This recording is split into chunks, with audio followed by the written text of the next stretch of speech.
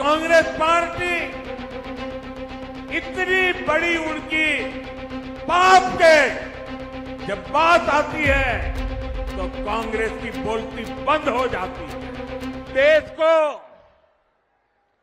भ्रष्टाचारियों से बचाने के लिए जो कदम उठाए जा रहे हैं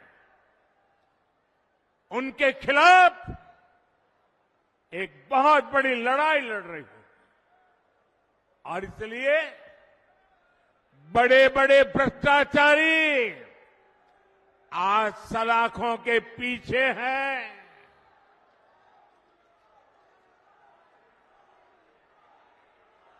सुप्रीम कोर्ट तक जमानत नहीं मिल रही है और इसलिए कई बड़े बड़े भ्रष्टाचारियों को कोर्ट के चक्कर लगाने पड़ रहे हैं और इसलिए पूरे देश में आपने टीवी पे देखा होगा कहीं बिस्तर के नीचे से नोटों को ढेर निकल रहे हैं, कहीं दीवारों से नोटों के ढेर निकल रहे हैं और अभी तो मैंने देखा वॉशिंग मशीन में नोटों के ढेर थे।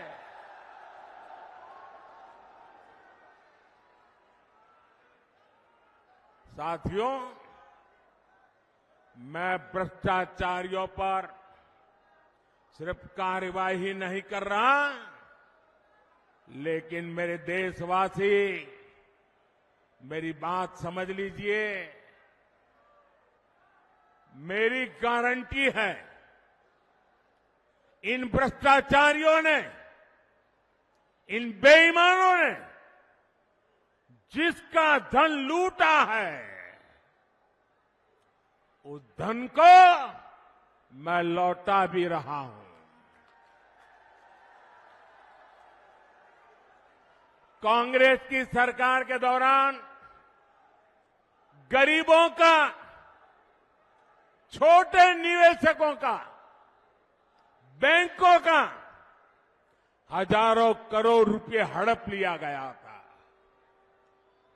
आपको खुशी होगी साथियों, हमने भ्रष्टाचारियों की संपत्ति जब्त करके 17,000 करोड़ रुपए, कितने? 17,000 करोड़ रुपए। कितने?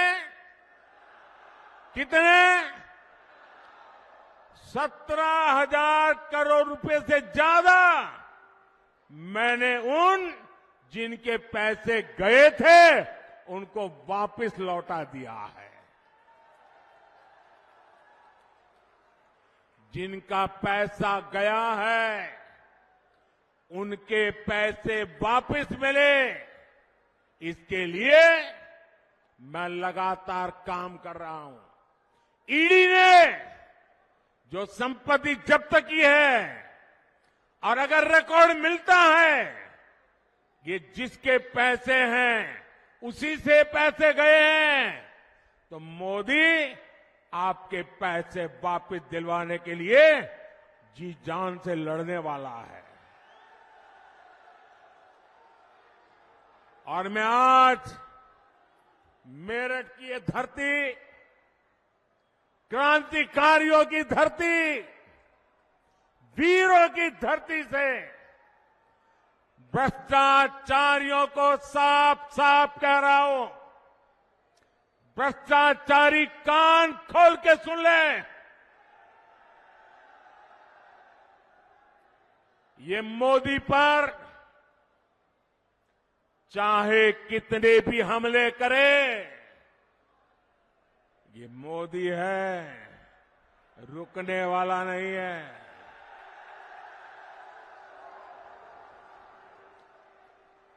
भ्रष्टाचारी चाहे कितना ही बड़ा क्यों ना हो, एक्शन होगा, जरूर होगा। जिसने देश को लूटा है उसे लौटाना ही पड़ेगा, ये मोदी की गारंटी है।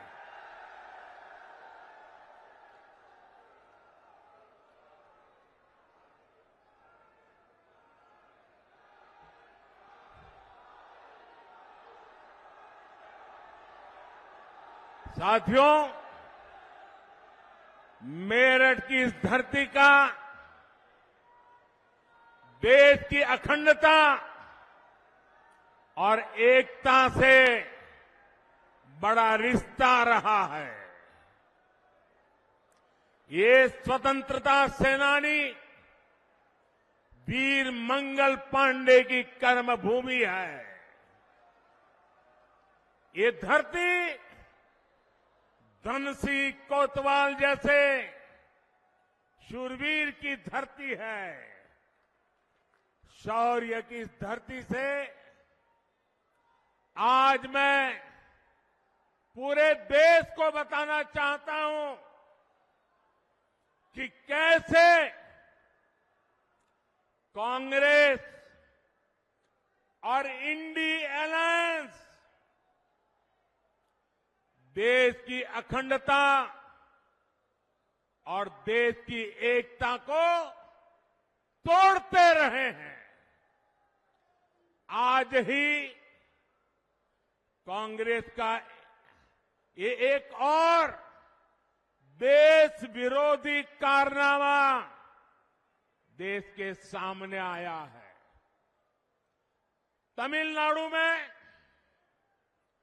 भारत के समुद्री तट से कुछ दूर, कुछ किलोमीटर दूरी पर श्रीलंका और तमिलनाडु के बीच में समुद्र में एक टापू है, एक द्वीप है, कच्चा थीवू, अलग अलग नाम भी लोग बोलते हैं, कच्चा थीवू।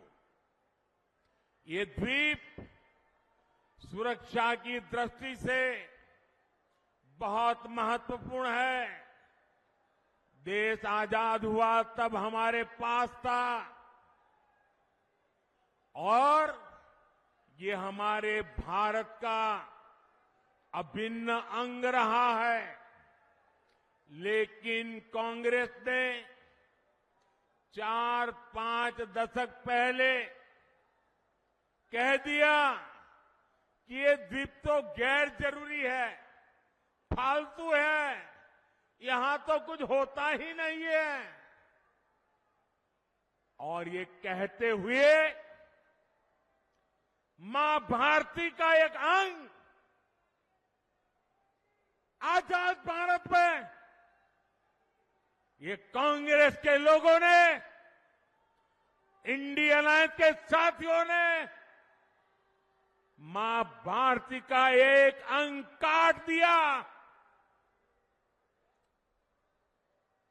और भारत से अलग कर दिया। देश कांग्रेस के रवैये की कीमत आज तक चुका रहा है। भारत के मछुआरे मछली पकड़ने के लिए समंदर में जाते हैं, तमिलनाडु के हैं, केरल के हैं, पुडुचेरी के हैं, तेलंगाना के हैं, आंध्र के हैं, इस द्वीप की तरफ जाते हैं तो इन्हें गिरफ्तार कर लिया जाता है, उनकी बोट को कब्जा कर लिया जाता है। ये कांग्रेस के पाप का परिणाम है कि हमारे मछुआरे आज भी सजा भुगतते चले जा रहे हैं। और कांग्रेस पार्टी इतनी बड़ी उनकी पाप के जब बात आती है तो कांग्रेस की बोलती बंद हो जाती है।